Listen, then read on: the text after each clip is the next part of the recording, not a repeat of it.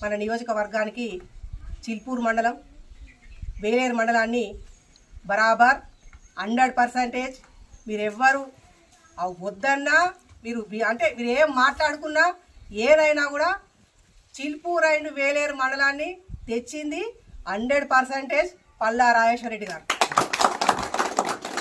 ఇది 100కి 100 పాలు నిజం. నాకు వేలేరు మండలం మొదటి మండలం, నాకు అవకాశం ఇచ్చిండ్రు వేలేరు మండల ప్రజలు మొదటి జెడ్పీటీసీగా. ఇది మీరు వద్దన్నా మీరు కాదన్నా మీరు ఏమన్నా కూడా చరిత్రలో నిలిచిపోతుంది. మండలము ఏర్పడినాక కొత్త మండలము అయినాక ఎంత అభివృద్ధి జరిగిందనేది వేలేరు మండలంలో ఉన్న 14 గ్రామాల ప్రజలకు మొత్తం తెలుసు. అలాగే మండలం అయినాక వేలేరు మండలం అయినాక వేలేరు మండలంలో జెడ్పీటీసీగా నాకు వేలేరు మండల ప్రజలు పార్టీలకు అతీతంగా ఇదే వేలేరు మండల కేంద్రంలో 2 ఎంపీటీసీలు మా ఓడిపోయినా కూడా పార్టీలకు అతీతంగా నాకు ఓటేసి గెలిపించిన వేలేరు మండల ప్రజలకు నేను ఇప్పుడు కాదు, నేను బతికున్నంత వరకు కూడా వాళ్ళకు రుణపడిపోయినా. తప్పకుండా నేను ఇక్కడే ఉంటా.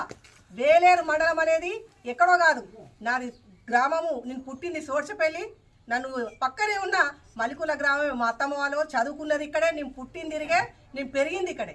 కనుక వేలేరు మండలం మీద నాకున్నంత ప్రీతి ఎవరికి ఉండకపోవచ్చు. నేను కొత్తగా రావచ్చు, కొత్తగా వస్తేంది, పాతగా వస్తేంది, రాజకీయంలోకి వచ్చినాం అంతే.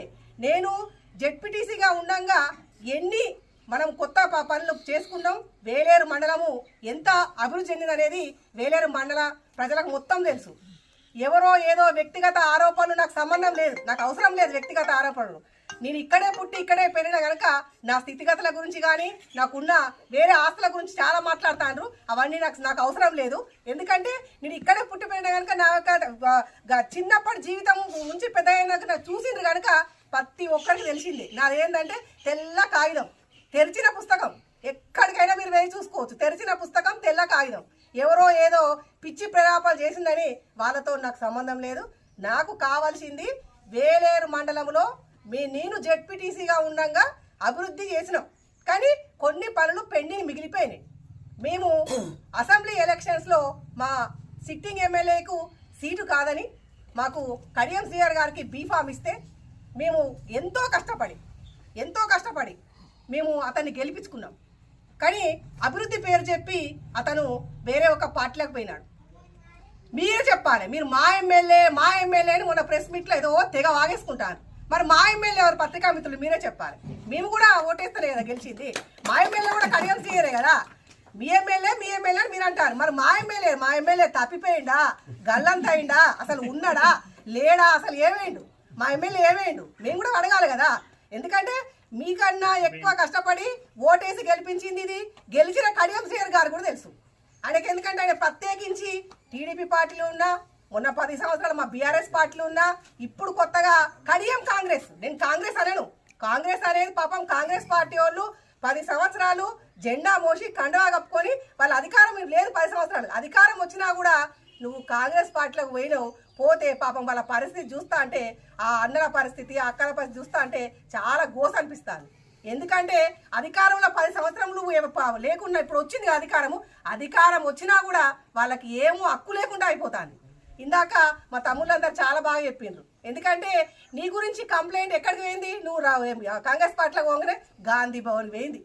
ఏందండి ఇది? కడియం శ్రీఆర్ గారు ఎక్కడికి పోయినా, ఏ పార్టీలకు పోయినా అగ్గిపుల్ల కొట్టి నిప్పు పెడతారు మీరు.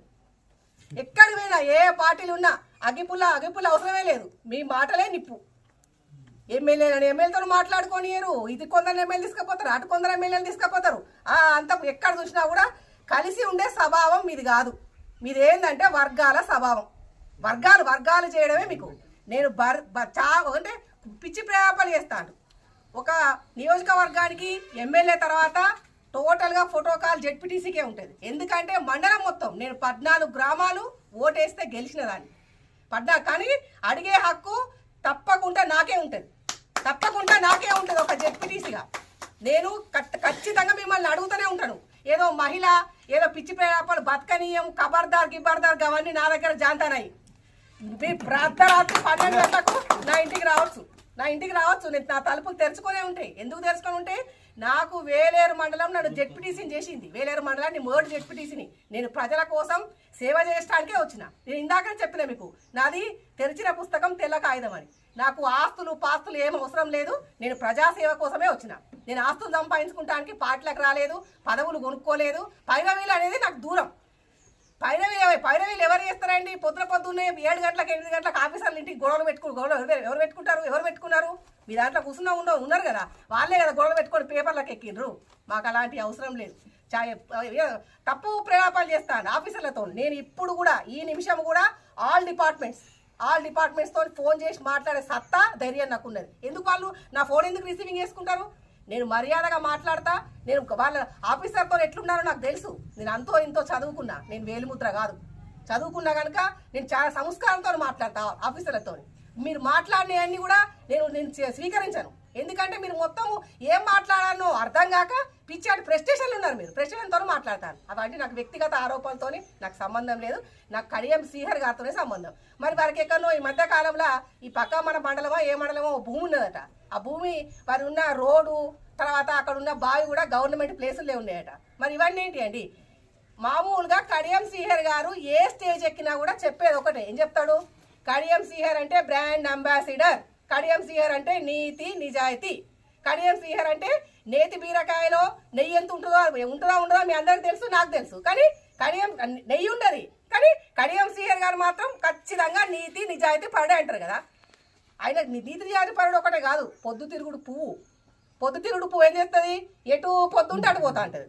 ఇక ఆయన ఇప్పటికి 3 పార్టీలు అయినాయి. నెక్స్ట్ పార్టీ ఒకటి రెడీ ఉండదు, నేషనల్ పార్టీ. ఇక మన నెక్స్ట్ పొద్దుతిరుగుడు పువ్వు ఇటు తిరగానే మనం అటు కూడా పోతారు కావచ్చు.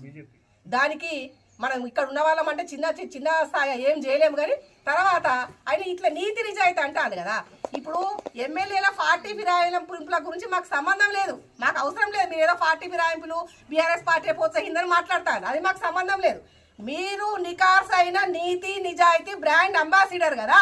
మేము బీఆర్ఎస్ పార్టీ ఓట్లతో గెలిచిన మీరు మా ఎమ్మెల్యే పదవికి మీరు గెలిచింది మా బీఆర్ఎస్ పార్టీ బీఫా మీద గెలిచిండ్రు, బీఆర్ఎస్ పార్టీ కారు గుర్తు మీద గెలిచింది కనుక మీరు అందరిలాంటి వ్యక్తి కాదు కదా. మీరు సంథింగ్ స్పెషల్ కదా. మీరు నీతి నిజాయితీ కదా. కాబట్టి మీరు ఫస్ట్ మా బీఆర్ఎస్ పార్టీ మీద గెలిచిన ఎమ్మెల్యే పదవికి రాజీనామా చేసి మీరు పైన కాంగ్రెస్ పార్టీ చేయి గుర్తు మీద గెలవాలి. ఇది చేసి చూపించండి. మీ వర్గము మీకు వర్గమే ఉంటుంది. మీకు ఏముంటుంది? ఎక్కడ చూసినా కూడా మీకు సంబంధించిన 10 మంది వర్గం ఉంటుంది. వాళ్ళు ఎక్కడ ఉంటారు? వాళ్ళు ఏం చేస్తారు? ఓన్లీ పైరవీల కోసం ఆస్తులు సంపాదించుకోవడం కోసమే ఉంటారు తప్ప ఎక్కడ కూడా మీరు ఏ పార్టీలకు పోయినా ఆ పార్టీని సంస్థాగత అంటే దాన్ని వ్యక్తిగా అంటే మొత్తం దాన్ని స్థిరీకరించరు. మీరు ఎప్పుడు కూడా మీకోసం మొత్తం మీకోసమే మీరు కడియం శ్రీహరి చెప్పని చేయించుకుంటా అంటారు. అరే 2023 ఫిబ్రవరి 27న కేటీఆర్ మీటింగ్ అయితే అక్కడ మాకు చెప్పింది ఏంటిది?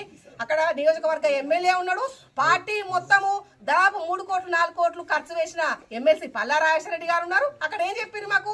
ఇక్కడికి వచ్చేది మన వర్కింగ్ ప్రెసిడెంట్ పురపాలక శాఖ మంత్రులు కేటీఆర్ గారు వస్తారు.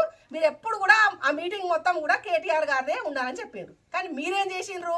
మీరు ఆ మీటింగ్కు సంబంధం లేదు, ఆ మీటింగ్ కోసం రూపాయి ఖర్చు పెట్టిన వాళ్ళు కాదు, ఏం చేసిన వాళ్ళు కాదు. కానీ మొత్తం కూడా మీ పేరు చెప్పించుకున్నారు. మీరంటే అది మీరు అంటే కడియం శ్రీహరి అంటే ఏంటంటే ఏం లేకున్నా కూడా అక్కడ ఏముండదు. మనం అన్నం వండుతాం, కట్ట పొయ్యి ముట్టిస్తాం, అన్నం వండుతాం, కూర వండుతాం, అన్నీ వేస్తాం. ప్లేటు రెడీగా ఉంటుంది. అన్నం తినడానికి మనం కూర్చుంటాం కదా, కథ మన ప్లేట్ లాగేసుకొని కడియం శ్రీహరి తింటాడు.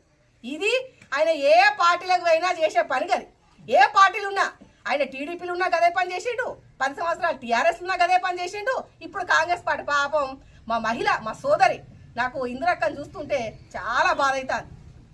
10 సంవత్సరాలు స్టేషన్ గన్పూర్ నియోజకవర్గంలో కాంగ్రెస్ పార్టీని ఎంత కాపాడిందంటే పాపం అక్క ఎంతో కష్టపడి పార్టీని కాపాడింది.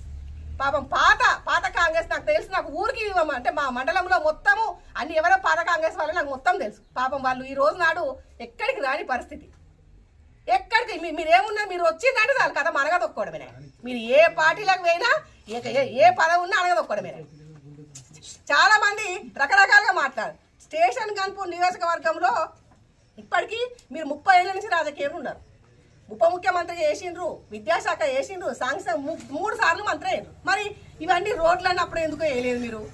ఈ డెవలప్మెంట్ అప్పుడు ఎందుకు చేయలేదు? మరి అప్పుడు ఎందుకు చేయలేదు? మరి మామూలుగా ఎమ్మెల్యే ఉన్న ఎమ్మెల్సీ ఉన్న వాళ్ళే ఈ రోజు నాడు వేలేరు మండలానికి ఇంత దాదాపు 90% డెవలప్ అయింది. మరి ఇన్నిసార్లు మంత్రి అయినా మీరు ఏం చేసిండు? మరి ఏదో 92, 93 ఎక్కడో ట్యాంక్ రోడ్ల గురించి మాట్లాడతారు.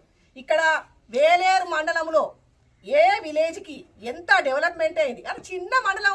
మా మార్కెట్ యార్డ్ అయింది, మా దగ్గర మార్కెట్ యార్డ్ 5 కోట్లు పెట్టి మార్కెట్ యార్డ్ తెచ్చుకున్నాం.